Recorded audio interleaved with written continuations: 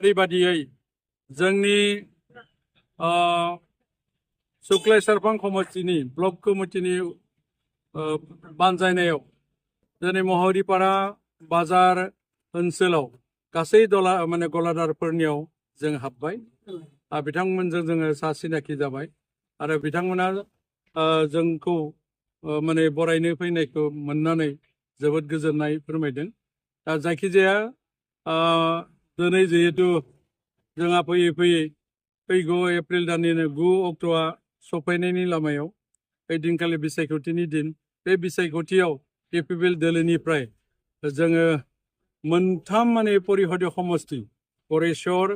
सुक्लाय सेरफां आरो नाग्रिजुलि बे मोनथाम परिषदीय समष्टिनि सिङाव विधानसभा समष्टि जिहेतु जाबाय बेयाव जोङो दिनैनि तारिखआव गिदिंनानै जिखिनि रिपर्ट बे रिपर्ट बादियै जों देरहानायनि लामायाव मानो होनोबा जाय केन्डिडेटआ बिजेपिनि बिथाङा तामुलपुर विधानसभानि जायगानिसो सुबुं आं जाबाय लकेल जिहेतु आङो खेबनै एमसिएलए जाखांबाय बेबायदि मोनसे सिनाखिया सुक्लाय सेरफाङानो जा नाग्रिजुलियानो जा गरेस्वराथ' आंनिनो समष्टि जाहैबाय हिसाबै सिनाय मोननाय मानसिफ्रा जेरैबायदि आंखौ बरायदों बे बरायनाय बादियै आंनि देरहानायनि बिथिङाव खाथां होननानै बुंनो हायो आरो दा जायखिजाया लकेल केन्डिडेटखौ नांगौ गोदोबो जोङो अनेक खस्थ' जाबाय भबेश कलितानि दिनावबो जोङो गावनि दोलोनि मानसि माबा होननानै होबाय हिसाबै बेबायदि खहारिखौ जों मोनाखै लामा दालां क्लाबनिफ्राय मन्दिरनिफ्राय जथेस्थ' होनो गोनां दङ बेबायदि खामानिफ्रा जाफुंनायनि बेलायाव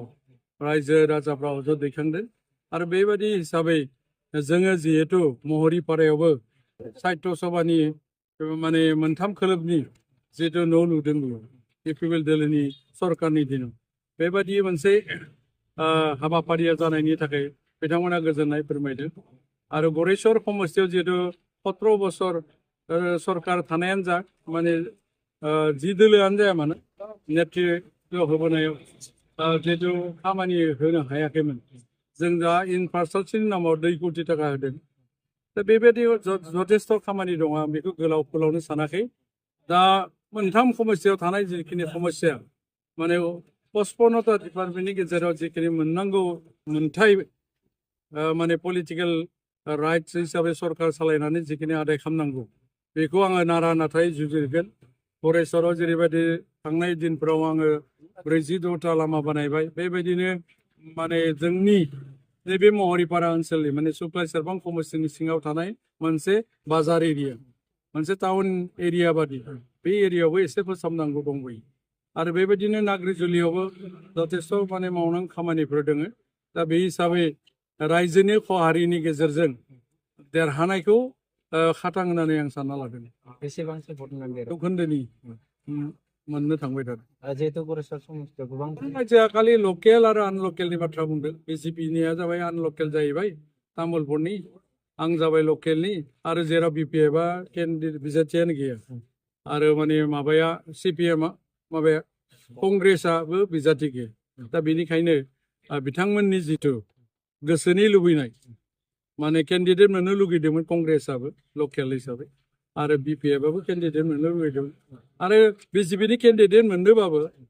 बेयावबो ग्रुपिजिं जादों मिडियानि लाइनाव नायनानै नुनो मोन्दों बिथांमोननियावबो दाङाबाजि जालायलायदों दा बेनिखायनो बिथांमोननि दाङाबाजिनि बिथिंनिफ्राय जोङो देरहानायनि लामायाव